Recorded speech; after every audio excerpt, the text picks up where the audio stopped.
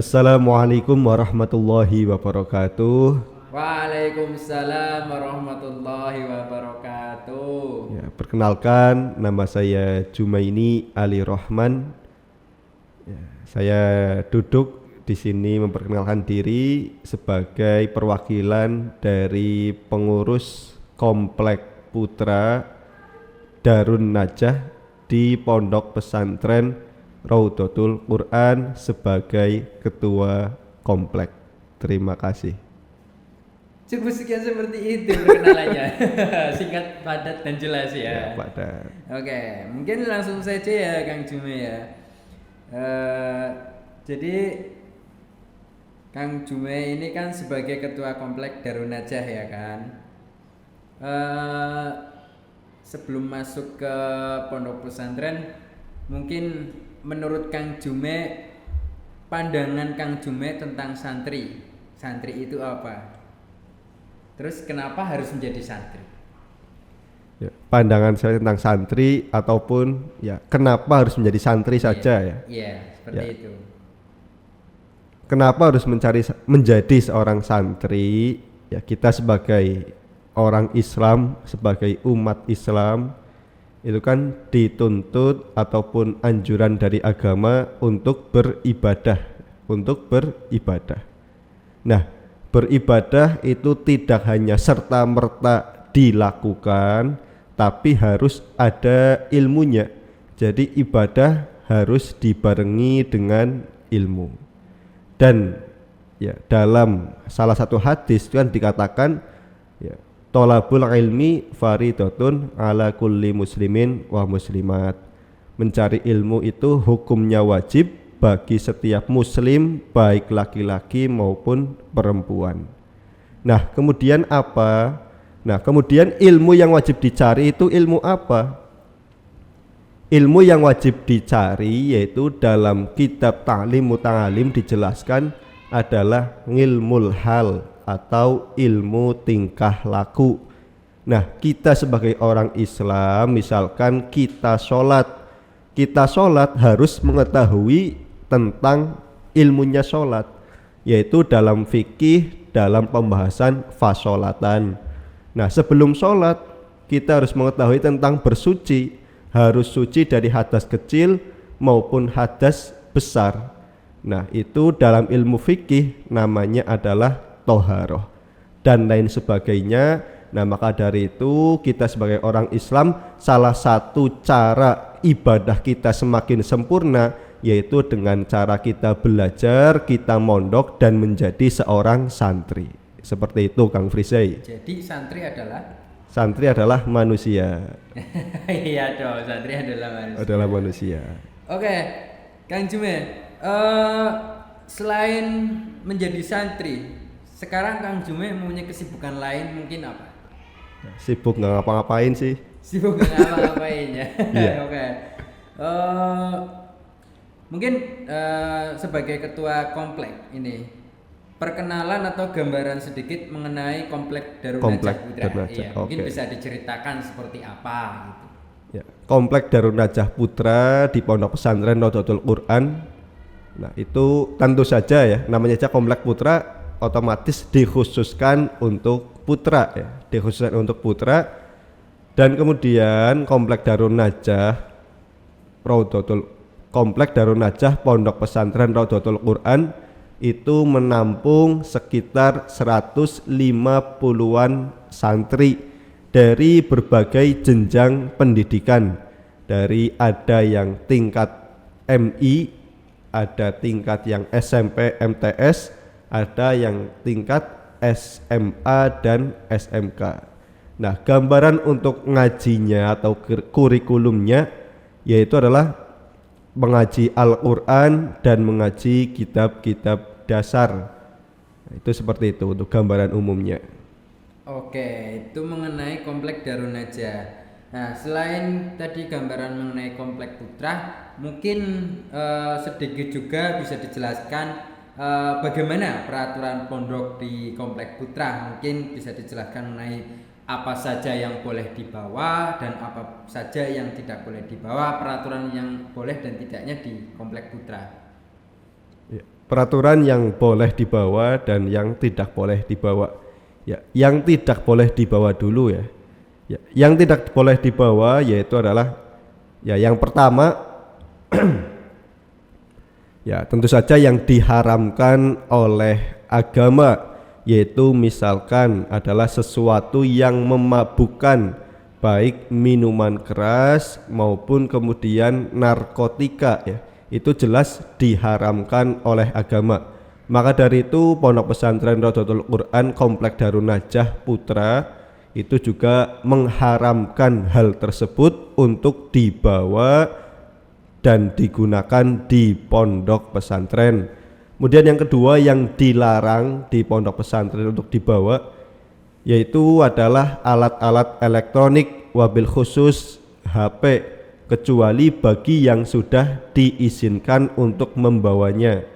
Jadi HP itu dilarang untuk dibawa ke pondok. Kemudian yang ketiga, bagi santri putra itu dilarang untuk membawa dan merokok bagi yang belum diizinkan. Dan yang lain sebagainya, misalkan membawa senjata tajam, kemudian membawa ya tadi miras ya sudah ya, dan lain-lain ya yang sekiranya itu bisa membahayakan bagi orang lain. Nah, itu dilarang ya. Kemudian ya yang lainnya yang dilarang juga di pondok yaitu misalkan adalah aksesoris yang tidak pantas ya. Aksesoris yang tidak pantas. Ya misalkan ketika membawa kaos-kaos yang kemudian tulisannya, mohon maaf, tulisannya itu apa namanya? Ya saru ya, tulisannya itu tidak baik, tidak enak dipandang. Nah, itu dilarang dibawa ke pondok pesantren.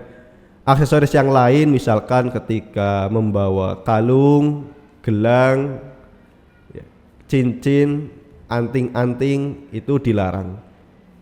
Yang diperbolehkan untuk aksesoris yaitu hanya gelang koka.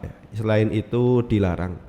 Dan untuk yang dibawa, yang diperbolehkan untuk dibawa yaitu selain yang dilarang tadi ya, yang dilarang tadi, dan kemudian nanti ketika survei pondok atau akan masuk pondok nanti diberikan peraturan, nanti diberikan surat pernyataan ya mengenai peraturan-peraturan pondok, hal yang harus dibawa dan hal-hal yang tidak boleh dibawa. Ya, sudah? Sudah. Mungkin lebih jelasnya nanti dijelaskan ketika akan masuk ke pondok pesantren ya Kang Jume ya. Oke, next question itu tadi mengenai peraturan pondok pesantren sudah dijelaskan sedikit gambaran umumnya. Terus di mana ada peraturan pasti ada yang namanya hukuman. Dong. Nah, di sini apa sih mungkin kriteria atau hukuman apa saja yang berada di khususnya di Komplek Putra gitu. Kalau ketika ada santri yang melanggar peraturan tersebut seperti itu. Ya, ketika ada suatu pelanggaran ya, kita berada di tempat manapun ada yang namanya etika dan budaya dari organisasi ya, atau lebih mudahnya yaitu adalah peraturan ya. Nah, ketika melanggar peraturan maka dari itu akan ada namanya adalah hukuman, atau kalau dalam istilah pondok itu namanya takzir atau takziran. Nah, Komplek Putra sendiri yaitu ada 3 kategori takziran ya, ada 3 takziran yang kemudian 3-tiganya itu bisa digabung menjadi satu ya, yaitu ada takziran sosial, takziran pendidikan, dan takziran pribadi. Untuk takziran sosial, nah yaitu santri dihukum, ditakzir untuk membersihkan WC misalnya, atau kemudian membersihkan musola, membersihkan halaman pondok dan lain sebagainya untuk sosial. Dan kemudian ada takziran pendidikan. Takziran pendidikan yaitu berhubungan dengan pendidikan santri. Misalnya santri yang melanggar peraturan dihukum untuk tadarus 1 juz, 2 juz, atau kemudian dihukum untuk bermujahadah sambil berdiri, atau kemudian menulis istighfar 500 atau 1000 dan lain sebagainya, tergantung takzirannya. Dan kemudian untuk takziran pribadi yang biasanya diberikan kepada santri yang melanggar, yaitu adalah dipowaki, ya, dipowaki atau digunting rambutnya. Kalau kemudian takzirannya berat, nah itu biasanya digunduli atau dibotaki. Nah itu kriteria takzirannya, ya, atau takzirannya. Jadi takzirannya ada takziran sosial, takziran pendidikan, dan ada takziran pribadi yang nanti kemudian diberikan sesuai dengan takzirannya, ataukah takziran ringan, takziran sedang, atau takziran berat. Nah, takziran ringan itu misalnya apa? Takziran ringan misalkan, nah, kalau di pondok pesantren Raudhatul Quran Komplek Darun Najah itu ada absen ngaji, ya, absen ngaji Quran. Absen ngaji Quran ketika dalam waktu 1 minggu itu misalnya tidak ngaji 3 kali, ya, maksimal 3 kali, nah itu akan ditaksir. Nah itu masuk kategori ringan. Misalkan nanti ditaksirnya adalah ya, ditaksirnya misalkan untuk bersih-bersih WC, untuk bermujahadah, ataupun nanti dipowak sedikit rambutnya. Dan kemudian untuk misalkan kategori sedang, nah kategori sedang yaitu misalnya adalah ketika santri pulang tanpa izin, nah itu masuk kategori sedang. Nah ditakzirnya misalkan takziran sosial untuk membersihkan WC selama 3 hari, ya, membersihkan WC 3 hari. Pendidikannya misalkan mujahadah 3 hari, dan kemudian dibotak, dipowaki lumayan banyak, yaitu misalkan takziran sedang. Dan ada takziran yang berat, ya, takziran yang berat misalkan, ya, misalkan adalah ya pacaran, mojok, nah itu termasuk kategori takziran berat, ya, takziran berat. Nah kemudian misalkan di hukuman sosial atau takziran sosialnya membersihkan WC 1 minggu, kemudian mujahadah sambil berdiri, ya. Kemudian misalkan lagi untuk takziran pribadinya itu digunduli, ya, sampai gundul, ya, dan lain sebagainya, ya nanti dijelaskan lebih lanjut ketika sudah masuk ke pondok pesantren. Nah itu untuk takziran atau hukuman yang ada di pondok pesantren Komplek Darun Najah Putra.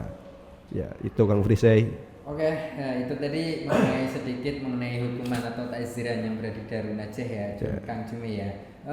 Ini tidak kalah penting yang kadang dipertanyakan oleh wali-wali santri atau mungkin santri baru, itu bagaimana kurikulum terutama kurikulum ngaji, ya, kurikulum atau program ngaji, program yang berada di pesantren. Contoh misalnya ada aliyah, terus kelas apa gitu. Untuk kurikulum ngaji, ya, difokuskan ke Al-Quran dan juga kitab-kitabnya, kitab-kitab dasar terutama. Untuk ngaji Al-Qurannya atau pengajian Al-Quran, yaitu ada 3 tingkatan, ada 3 tingkatan. Nah, yaitu ketika santri baru masuk ke pondok pesantren dan kemudian bacaannya sudah baik, maka kemudian diwajibkan untuk tahfidz juz 30 atau juz amma, ya. Itu diwajibkan, ya, program pondok pesantren. Tapi kalau bacaannya belum baik, ya, atau kurang baik, baik dari segi makhorijul huruf maupun tajwidnya, maka kemudian diulang lagi dari iqra, ya, Dan kemudian kalau sudah selesai hafalan juz 30, maka kemudian naik ke tingkat bin nazri atau membaca, ya. Nah, membaca Al-Quran yaitu dari juz 1 sampai juz 30, tentu saja dengan yang sesuai makhorijul huruf dan juga tajwidnya akan diajari yang benar. Nah, kemudian ketika sudah selesai, nah itu akan diwajibkan lagi untuk mengikuti tahfidz surat-suratan penting atau hafalan surat-suratan penting. Nah, itu yang wajib ya, yang wajib 3 itu. Dan kemudian kalau misalkan sudah lulus tingkat SMP atau tingkat SMA dan masih melanjutkan di pondok pesantren, maka dari itu diwajibkan untuk ikut tahfidz wajib ya, untuk ikut tahfidz wajib dan ditarget untuk beberapa juz. Itu dari ngaji Al-Qur'annya. Nah, kalau kemudian dari ngaji kitabnya ya, ada beberapa kelas yaitu dari kelas idadiyah atau kelas persiapan. Nah, itu untuk ngajinya ya kelas persiapan wabil khusus kepada santri-santri baru yang kemudian mungkin belum bisa membaca menulis huruf hijaiyah atau Arab ya. Nah, itu akan diajari. Dan kemudian ada kelas awaliyah ya. Ada kelas awaliyah. Ketika sudah selesai kelas idadiyahnya, nanti akan ada ujian dan dinaikkan ke kelas awaliyah. Setelah kelas awaliyah selesai dan kemudian ada tesnya dan lulus, nanti akan masuk ke kelas wusto ya, kelas wusto. Nah, kelas wusto setelah selesai ada ujian dan lulus, ada kelas ulia atau kelas tinggi. Dan kemudian setelah kelas ulia lulus, nah itu ada kelas takhosus atau kelas yang khusus. Nah, kelas yang khusus itu dikhususkan untuk ngaji kepada keluarga dalam ya, kepada gus-gusnya. Itu seperti itu. Oke, itu tadi mengenai kurikulum atau program yang berada di pondok pesantren. Ya. Terus ini juga salah satu yang kadang pertanyaan muncul di pondok pesantren kan tidak dalam arti pondok pesantren itu kan pendidikan pengenyam dalam bidang agama, basic keagamaan lah. Mungkin kadang ada pertanyaan, selain pondok pesantren adakah sekolah formal yang sekolah formal apa saja yang emang berada di lingkungan pesantren, mungkin seperti itu ya. Untuk sekolah formal yang berada di sekitar pondok pesantren Raudhatul Quran, khususnya Komplek Putra, itu sudah sangat lengkap ya. Dari jenjang RA atau TK, kemudian ada jenjang MI, nah, kemudian ada jenjang SMP dan MTS, kemudian ada juga SMA dan SMK. Jadi sudah sangat lengkap sekali ya, dari jenjang MI, SMP, MTS, SMA, SMK. Nah, itu sudah sangat lengkap. Jadi tidak perlu bingung kalau kemudian ingin mondok sambil sekolah ya. Jadi di sini sudah lengkap ya. Mau mondok sambil sekolah bisa, mau mondok saja juga bisa. Itu seperti itu. Oh, berarti kalau seperti itu pondok pesantren Raudhatul Quran Sirau termasuknya itu reguler, dalam arti menerima semua kategori jenjang pendidikan ya, menerima semua kategori jenjang pendidikan ya. Misalkan kelas 4 MI mau mondoknya di sini boleh. SMP kelas 7 mau mondok sambil sekolah, sambil mondok di sini boleh. Jenjang SMA atau SMK sambil mondok kelas 10 mau mondoknya di sini boleh ya. Dari MI sampai SMA tingkat SMA itu diperbolehkan sekali ya, mondok sambil sekolah gitu. Kalau yang udah jenjang menikah terus mondok boleh? Ya boleh. Boleh ya. Boleh. Oke. Ini mungkin ada beberapa yang terakhir. Yang pertama itu mungkin ada sedikit tips baik dari Kang Jume selaku Ketua Komplek Darun Najah mengenai tips untuk calon santri baru yang ingin mendaftar atau yang sudah mendaftar di Pondok Pesantren Raudhatul Quran. Oke, jadi tips untuk santri baru ya. Ya, kita mulai lagi dari hal yang perlu dibawa ya. Ya, hal yang perlu dibawa ya bagi santri baru ya. Untuk Komplek Darun Najah Putra Itu yang pertama yang perlu dibawa adalah almari ya atau lemari ya. Jadi pada wali santri yang santrinya mondok di sini untuk membawa almari sendiri dengan ukuran yang telah ditentukan oleh pihak pondok. Nah, itu nanti akan dijelaskan di peraturan ketika survei atau ketika mendaftar. Almari ya membawa sendiri. Kemudian alas untuk tidur. Alas untuk tidur karena pondok pesantren tidak menyediakan ya, karena pondok pesantren tidak menyediakan alas untuk tidur, maka dari itu untuk komplek putra ya, diusahakan membawa sendiri alas untuk tidur, bisa berupa tikar atau karpet dan juga bisa berupa kasur lantai ataupun kasur yang ukurannya itu cukup untuk 1 orang. Nah, kemudian yang perlu dibawa lagi yaitu untuk memakai baju putih ya, membawa baju putih ya. Nah, karena kemudian seragam ngaji diniyah atau seragam ngaji malam yaitu diwajibkan untuk memakai baju putih, maka dari itu dari rumah dipersiapkan dan dibawa untuk membawa baju putih. Dan kemudian perlengkapan pribadi yang lain, misalkan perlengkapan mandi ya, ada sabun, odol, sikat gigi, handuk dan lain sebagainya. Dan kemudian membawa ya perlengkapan pribadi yang lain, misalkan kaos, membawa beberapa sarung, celana ya, dan lain sebagainya. Peci juga membawa, itu seperti itu. Itu yang wajib dibawa, dan kemudian yang lainnya itu nanti akan ada di peraturan pondok, akan ada di peraturan pondok yang nanti dijelaskan ataupun bisa bertanya ketika mendaftar ke pondok ya. Jadi nanti ketika mendaftar ya bisa ditanyakan apa saja yang harus dibawa dan apa saja yang tidak boleh untuk dibawa. Itu tadi tips-tipsnya. Ya, tipsnya. Oke. Bukan tips. Sedikit, ini nggak usah banyak-banyak.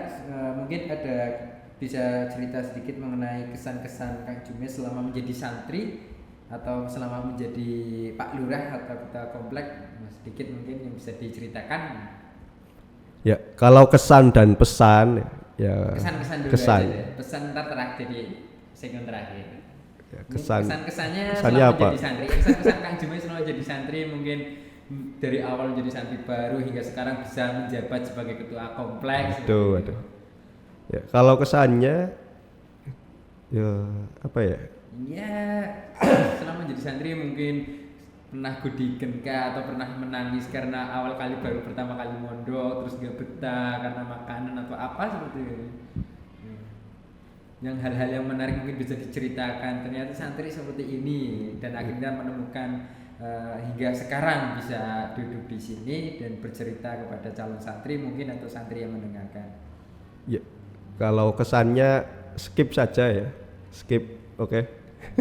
Berarti mungkin terlalu banyak kesan-kesan ya hingga Ya, pesan saja, pesan. Oh ya, oke. Berarti Ya. langsung pesan boleh Pesan. ya, pesan-pesan mungkin untuk santri-santri baru atau yang mendengarkan mungkin yang ingin ada Ya. disampaikan dari Kang Jume. Kalau pesan ya wabil khusus kepada calon santri baru ya yang sabar. Di pondok pesantren itu yang sabar, dan apa-apa itu antri, mau mandi antri, mau makan antri, mau ngaji juga antri dan lain sebagainya, apa-apanya itu ngantri. Maka dari itu sabar, yang sabar itu ya pesannya, sabar. Nah, ya itu tadi pesan dan pesan-pesan dari Kang Jume Alirohman selaku Ketua Komplek Darun Najah Putra Pondok Pesantren Rodotul Quran Sirau. Dan untuk yang terakhir saja ini Kang Jume. Dan untuk yang terakhir mungkin ada motivasi atau sedikit kata-kata dari Kang Jume. Ya, kata-kata ya. Ya, kata-kata boleh. Nah, Ya. oke. Kalau kata-kata ini juga saya sedang berkata-kata ya, dimanapun tempatnya kita harus bisa beradaptasi. Nah, itu saja. dimanapun tempatnya kita harus bisa beradaptasi dan menyesuaikan dengan lingkungan. Seperti Maksudnya apa ya, di pondok pesantren mungkin ada namanya adalah cultural shock ya, atau kemudian ya shock dengan budayanya atau kaget ya, yang di rumah biasanya apa-apa mandiri ya, apa-apa ada orang tua ya, mau makan nggak perlu ngantri, mau mandi nggak perlu antri. Nah kalau di pondok pesantren nanti mau makan harus antri, mandi antri dan sebagainya itu antri ya. Dan kemudian misalkan lagi ya, kalau di pondok pesantren itu biasanya ataupun kebanyakan santri itu, khususnya santri baru itu bisa terkena penyakit kulit atau biasanya namanya itu adalah gudigen ya, gudigen. Nah maka dari itu jaga kebersihan, jaga kesehatan supaya tidak terkena penyakit tersebut. Nah, itu seperti itu. Nah, itu tadi sedikit kata-kata juga dari Kang Jume. Oke, mungkin itu kesempatan segmen kali ini. Barangkali ini untuk yang terakhir sekali, ada kata-kata terakhir yang sangat terakhir yang ingin disampaikan. Kalau tidak ada berarti silahkan ditutup sendiri. Ya, tadi kan bisa beradaptasi dan kemudian tetap semangat ya, tetap semangat ya. Jangan merasa sendiri ya, jangan merasa sendiri, karena sendiri itu belum tentu tidak ada temannya ya, tapi hanya perasaannya saja ya. Itu ya, tetap semangat ya, tetap semangat.